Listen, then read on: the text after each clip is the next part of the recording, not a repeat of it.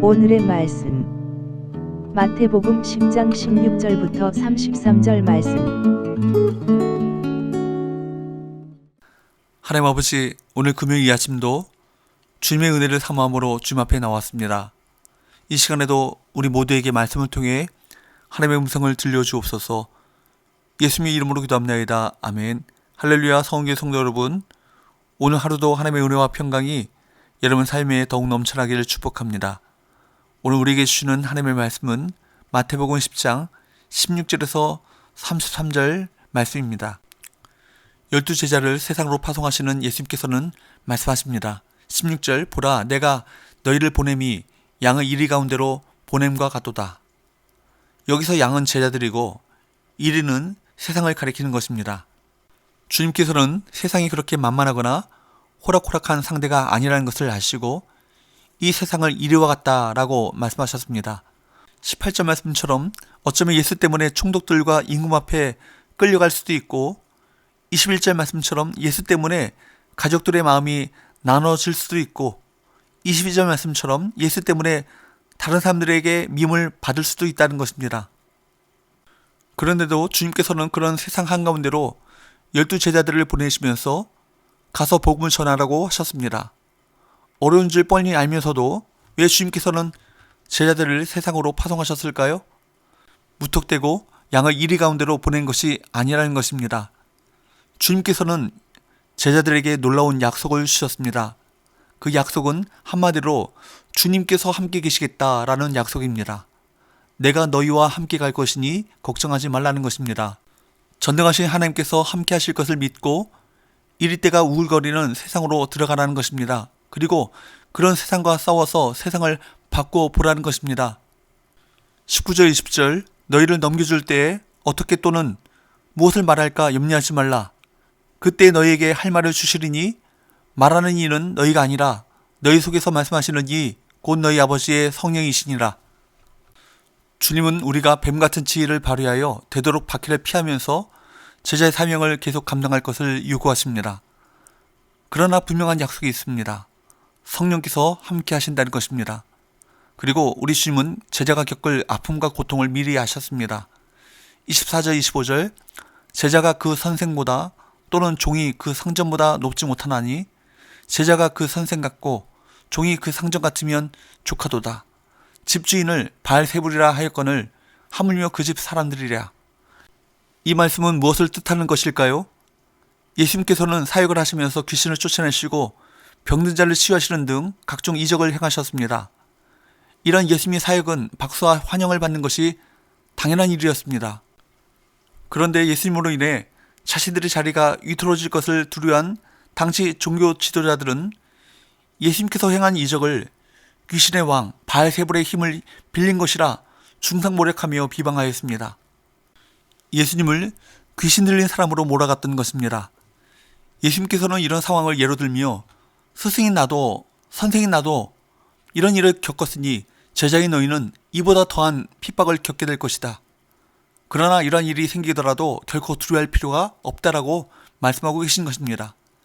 26절, 그런즉 그들을 두려워하지 말라. 감추인 것이 드러나지 않을 것이 없고 숨은 것이 알려지지 않을 것이 없느니라. 이는 당시 격언을 인용하신 말씀입니다. 하나님께서 모든 것을 보고 계시기 때문에 설령 세상 사람들로부터 부당한 대우를 받고 핍박을 받는다 할지라도 위축되거나 두려워할 필요가 없다라는 것입니다. 예수님께서는 그런 상황에서 도리어 복음을 더 분명히 전하라고 말씀하셨습니다. 27절, 내가 너에게 어두운 데서 이르는 것을 광명한 데서 말하며 너희가 귓속말로 듣는 것을 집 위에서 전파하라. 본문에서 어두운 데서 이르는 것이란 예수님께서 제자들에게는 다른 사람과 구별되게 은밀한 방법으로 천국 복음을 가르쳐 주신 것을 말하는 것입니다. 그리고 광명한 데서 말하다라는 것은 공개적으로 온 세상에 드러내는 것을 말합니다. 은밀하게 전해진 천국 복음을 이제 모든 사람이 듣도록 가서 전하라는 것입니다. 귓속말로 듣는 것을 집 위에서 전파라는 말씀도 비슷한 의미입니다. 당시에는 랍비가 백성들에게 율법을 가르칠 때 해설자를 옆에 두었습니다. 랍비가 해설자에게 귓속말로 하면 해설자가 다시 큰 소리로 사람들에게 외쳤습니다.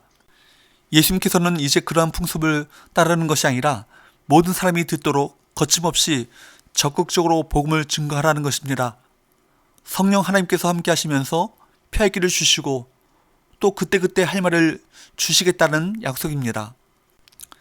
29절에서 31절 참새 2마리가 한 아사리온에 팔리지 않느냐. 그러나 너희 아버지께서 허락하지 아니하시면 그 하나도 땅에 떨어지지 아니하리라.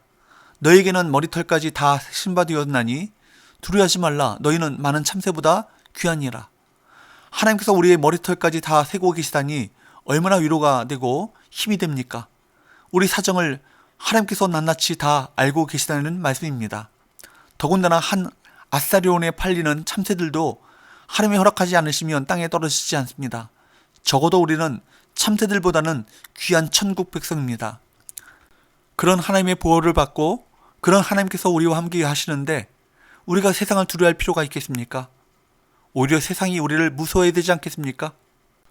그러므로 오늘 저와 여러분들이 세상을 이기는 사람들이 되기 위해 오늘 본문이 가르쳐주는 중요한 진리를 알고 붙잡아야 합니다. 그것은 바로 천국 백성들이 진짜 두려워해야 할 것은 세상이 아니라 하나님이시라는 것입니다. 28절 몸은 죽여도 영혼은 능히 죽이지 못하는 자들을 두려워하지 말고 오직 몸과 영혼을 능히 지옥에 멸하실 수 있는 이를 두려워하라. 여기서 몸은 죽여도 영혼은 능히 죽이지 못하는 자들은 누구입니까? 세상입니다. 세상의 왕들이요 세상 권력자입니다. 반면에 몸과 영혼을 능히 지옥에 멸하실 수 있는 이는 누구겠습니까? 하나님이십니다. 아무리 큰 소리 쳐도 세상은 겨우 몸만 죽일 수 있습니다. 그러나 하나님께서는 몸과 영혼을 지옥에 멸하실 수 있는 분이심을 기억해야 합니다. 그러니 여러분, 누구를 진짜 두려워해야 하겠습니까? 바로 우리 하나님이십니다. 따라서 이 세상을 두려워하면 비겁한 자가 될 수 있지만 하나님을 두려워하면 그 사람은 지혜로운 자가 됩니다. 잠언에서는 여호와를 경외하는 것이 지혜의 근본이라 라고 가르쳐줍니다. 하나님께서 시퍼렇게 살아계신다는 사실을 알고 하나님을 두려워할 줄 아는 것이 인생의 가장 소중한 지혜라는 것입니다. 여러분, 하나님 무서운 줄 알아야 합니다. 세상이 이럴 때 같아도 세상 무서운 줄만 알면 안 됩니다. 세상보다 더 크신 분, 이 세상을 창조하신 전능하신 하나님께서 계시지 않습니까? 그분이 바로 우리 아버지십니다. 물론 하나님을 무서워한다는 것은 하나님에 대해서 공포감을 느끼는 것이 아니라 하나님을 경외한다는 것, 하나님을 가장 존중히 여긴다는 것을 말하는 것입니다. 그렇다면 여러분, 하나님만을 두려워하고 세상을 무서워하지 않는 믿음이 과연 어떤 것이겠습니까? 본문 32절 33절 말씀을 같이 읽겠습니다. 누구든지 사람 앞에서 나를 시인하면 나도 하늘에 계신 내 아버지 앞에서 그를 시인할 것이요 누구든지 사람 앞에서 나를 부인하면 나도 하늘에 계신 내 아버지 앞에서 그를 부인하리라. 여기 보면 주님께서는 누구든지 사람 앞에서 나를 시인하면 나도 하늘에 계신 내 아버지 앞에서 그를 시인할 것이라 라고 하셨습니다. 사람 앞에서 예수님을 시인하는 믿음이 진짜 믿음이라는 것입니다. 이 말은 예수님께서 자신의 삶의 주인이라는 것을 사람들 앞에서 공개적으로 고백하는 것을 의미합니다. 사람들의 눈치, 세상 눈치 보지 않고 당당하게 나는 예수 믿습니다. 예수님께서 내 인생의 주인이십니다. 라고 공개적으로 시인하는 것입니다. 혹시 이것이 쉬운 일일까요? 여러분은 직장에서 가족들 앞에서 그리고 다른 사람들 앞에서 예수님께서 내 인생의 주인이시다라고 말하고 있습니까? 사실 교회에서 예수님을 시인하는 것은 큰 믿음이라고 할 수 없습니다. 교회에서는 누구나 다 예수님을 믿습니다. 누구나 예배하고 찬양합니다. 그것이 진짜 믿음이라고 착각해서는 안 될 것입니다. 하나님은 교회에서 믿는 것이 아니라 세상 한복판에서 믿는 것입니다. 세상 한가운데서 전능하사 천지를 만드신 하나님께서 내 아버지시라고 고백할 수 있어야만 합니다. 세상에서 직장과 가족들 앞에서 당당하게 예수님을 시인하는 것이 참된 믿음이라는 것입니다. 입으로는 하나님 말씀대로 해야 한다고 하면서 막상 세상 눈치 보면서 세상 방법대로 사는 것은 믿음이 아닌 것입니다. 정말 하나님을 믿는다면 그럴 수 없습니다. 세상 방법이 난무하는 세상 한가운데서 하나님의 방법을 고집하며 사는 것이 진짜 믿음인 것입니다. 여러분, 믿음은 우리가 생각하는 것처럼 그렇게 나약한 것이 아닙니다. 믿음은 우리에게 용기를 줍니다. 어떤 상황에서도 우리를 담대하게 하는 것이 믿음인 것입니다. 어린 다윗이 골리앗 앞에서도 두려워하지 않고 싸워서 이기게 하는 것이 믿음인 것입니다. 여러분, 우리는 누가 세상의 주인인지 똑바로 알아야 합니다. 우리 눈에 보이시지는 않아도 하나님께서 살아계십니다. 하나님께서 이 땅의 주인이십니다. 마귀는 자기가 세상의 주인인 것처럼 속이지만 아닙니다. 그것은 거짓입니다. 세상의 주인은 여전히 하나님이십니다. 마귀가 뭐라고 하든, 정신이 무슨 말을 하든 세상은 창조 때부터 지금까지 하나님의 말씀과 하나님의 방법대로 움직이고 있습니다. 따라서 하나님의 방법대로 살아야 우리는 이 세상 가운데 승리하고 성공할 수 있습니다. 잘 믿어지지 않겠지만 그래도 그것은 사실입니다. 하나님의 방법대로 사는 것이 때로는 힘들고 어려울 수 있지만 그래도 하나님의 방법대로 살아야 세상을 이기고 하나님의 복을 누릴 수 있습니다. 그리고 그렇게 믿고 사는 사람들이 바로 천국 백성인 것입니다.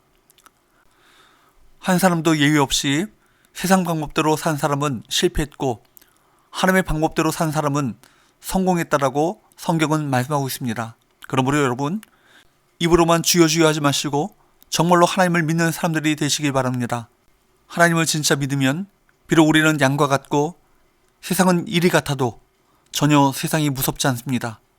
저는 우리 교회 우리 모든 성도들이 하나님을 믿는 믿음으로 이리와 싸워 이기는 하나님의 어린 양들이 되시기를 축복합니다. 기도합시다. 하나님, 우리를 세상을 두려워하지 않고 오직 하나님만 경외하는 믿음의 사람들로 세워 주옵소서. 예수님의 거룩하신 이름으로 기도합니다. 아멘.